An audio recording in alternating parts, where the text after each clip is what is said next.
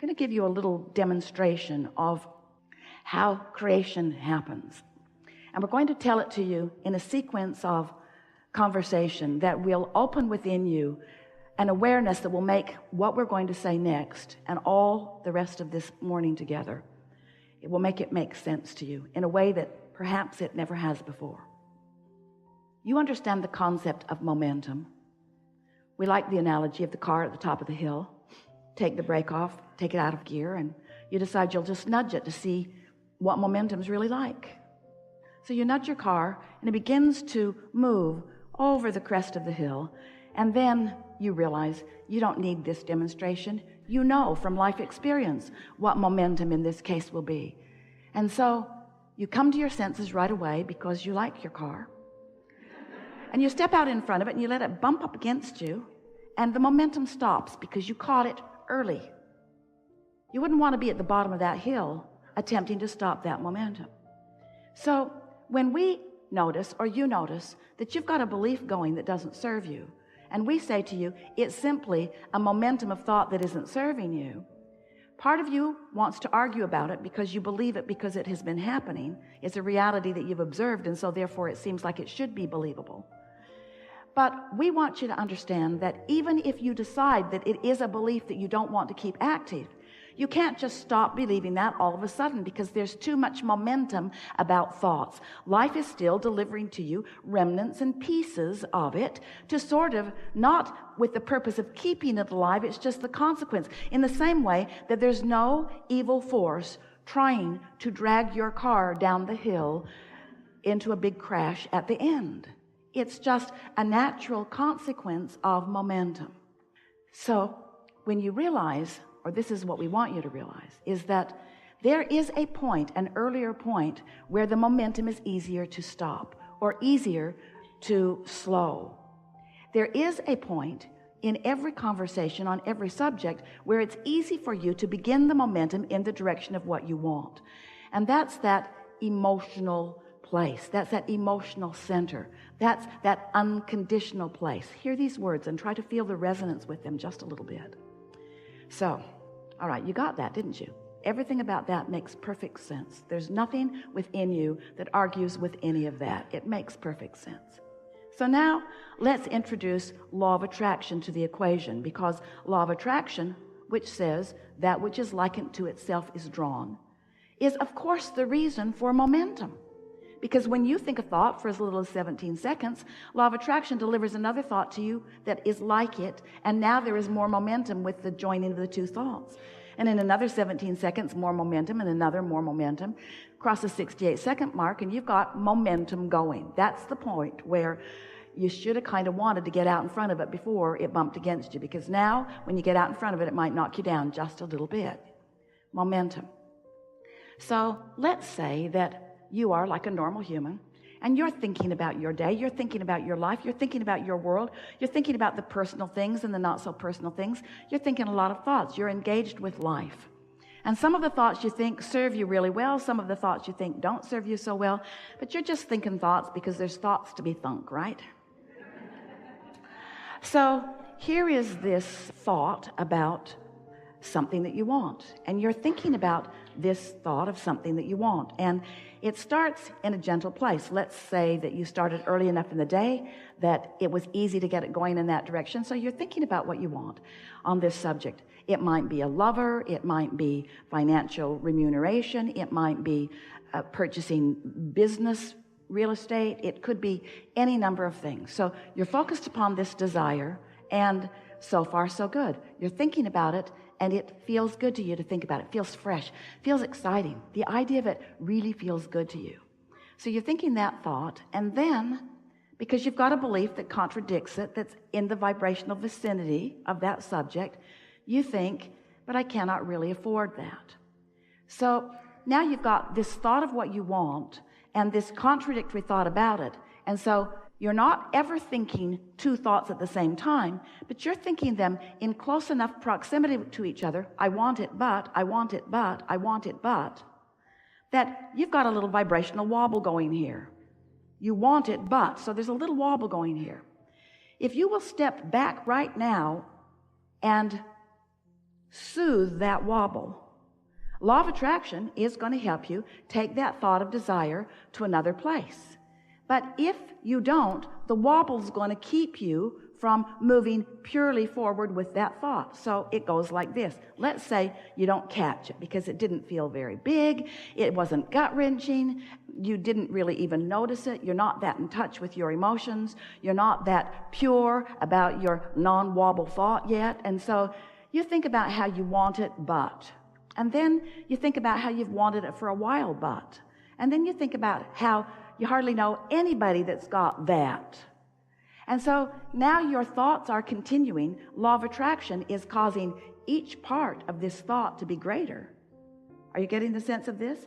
But the wobble's getting greater too. So now, pretty soon, you want it, but now you're talking to your friend about it. Oh man, I've wanted this thing that I can't have for so long. Yeah, me too, your friend says.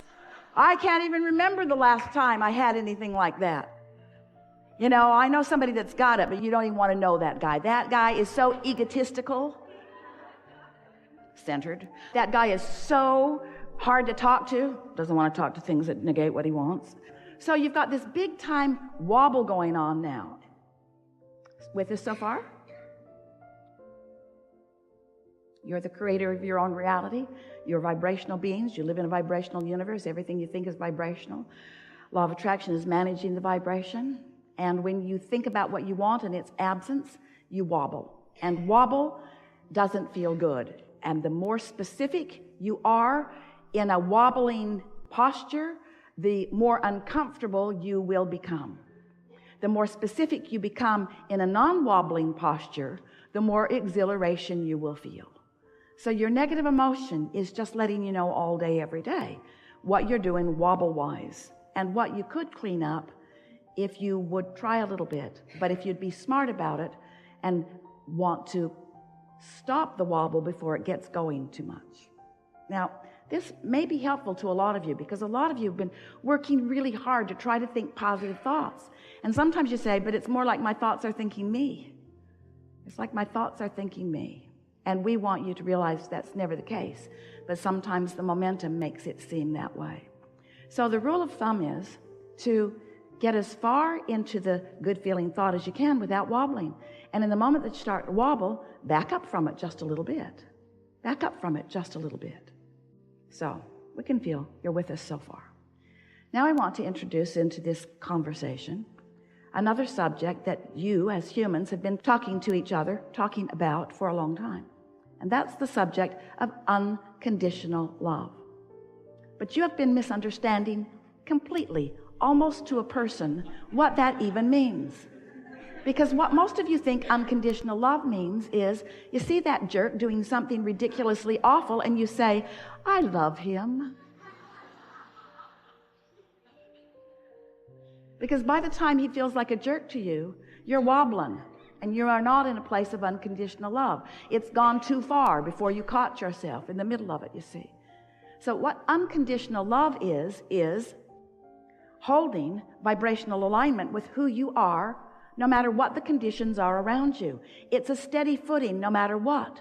Someone said to us the other day, Abraham, how do you get rid of doubt? And we say, we love you so much and you're not going to like us very much after this answer. But the way you get rid of doubt is before it starts. Because if you wait until you're wobbling that much about something, now you just can't turn around on a dime like that. It's not likely that you're going to change the thought. You have to start at an earlier place. So that's why we wanted to demonstrate for you this wobble as it gets out there further and further with more details, more distance between what you really want and who you really are and what you're believing in this moment. Big time wobble in your vibration. So unconditional love, you can understand this, you'll get it easily if you just think about the emotion rather than the details that are causing it. If you just think about how you want to feel rather than the conditions that cause the way that you feel. Just go there in your mind for a moment. Just think about what it feels like to feel love. Without the conditions, without all the conditions that led up to you loving someone, with no feeling of needing to hold the outcome, which right now you don't feel like you can. If you're not trying to control the outcome and you're not trying to justify why you're here, if you're just here, can you feel how you could, if you would try just a little bit, you could find an emotion? So Tracy doesn't want us to tell you this story, but we're going to tell it to you anyway. And Esther's not sure she wants us to tell it to you, but we're going to tell it to you anyway. Because we tell stories unconditionally. We don't give a rip what you think. So Esther and her family were at the Spurs game the other night. Spurs are the basketball team in San Antonio, and they are in the championship. It's the finals, and it was the first game of the 7-game series, and Esther is hooked on it. So they are at the game, and the air conditioner in the stadium was not working, and there are 18,000 people in there, and it was hot, San Antonio. So everyone was fanning themselves, and the crowd was having a good time, and they are playing the Miami Heat, which Esther blames them for the heat. So the game is unfolding, and it is not really looking as good as Esther wants it to look for the Spurs. She can feel the energy is down. The other team is doing better. The other team is a bit ahead. Esther has seen this before. She's been watching lots of the games. She sees when the momentum starts tipping one way or the other sometimes. And so she's sitting and she's thinking about it and she's enjoying it. And she, like the other 18,000 people, is fanning herself with the fan. And Tracy says to her mother, as she has decided that she's going to clean up her vibration by making a list of positive aspects. Coach Popovich was the coach of the year this year. And we do have home court advantage. And we have the best record this year. And Esther said, you know, Tracy, that feels like an old process. Because I can feel the effort in it, can't you? Can't you feel that it's like we're trying to talk ourselves into something?